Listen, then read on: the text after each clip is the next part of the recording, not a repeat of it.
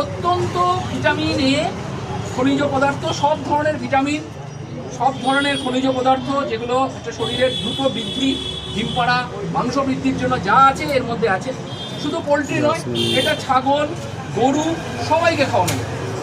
কী করতে হবে, একটু একটু করে তুলে ধুয়ে নিতে হয়, কেননা গোবরের গন্ধটা খেতে চাইবে না গরু, হাঁস, মুরগি, ছাগল খেতে চায় না। একটু ধুয়ে শুকিয়ে গরুর যে সাধারণ খাবারের মধ্যে মিশিয়ে দিলে, এতে সবুজ ঘাসের, আমাদের এখন তো সবুজ ঘাসের জায়গাই নেই চাষ করা, তো হচ্ছে, তাহলে আপনারা যেটা বাড়িতে করতে পারবেন, যেটা সবুজের যে চাহিদা, গরু, হাঁস, মুরগি, ছাগল, সবুজের মানে যে আমাদের ফডার চাষের যে জায়গা নেই, তার কিন্তু বিকল্প এই জিনিসটা।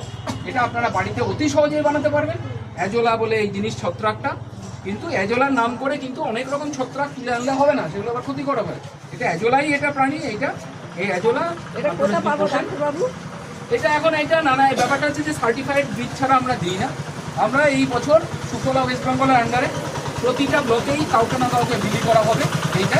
সেই ব্লকের বিএলডিও সাহেবদের সঙ্গে যোগাযোগ করবেন, ওই বিএলডিও সাহেব বলে দেবেন যে ওই বাড়িতে গেলে একটুখানি তুলে এনে যদি আপনি করতে পারেন, আপনার বাড়িতে হয়ে যাও, আপনি আপনার অন্য পাড়া প্রতিবেশীকে দিতে পারবেন।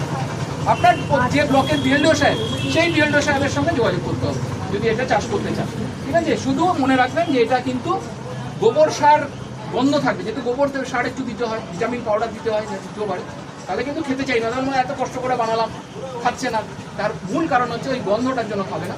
তাহলে কী হবে, এই যেটুকু পরিমাণ লাগবে সেটুকু নিয়ে ভালো করে ধুতে হবে, ধুয়ে শুকিয়ে, রোদে শুকিয়ে, তারপরে কিন্তু গরুর চারি বা ছাগলের মধ্যে বা পোলট্রিতে খাওয়াতে হবে। এটা কিন্তু একটু বুঝে নিতে হবে। এবার আপনাদের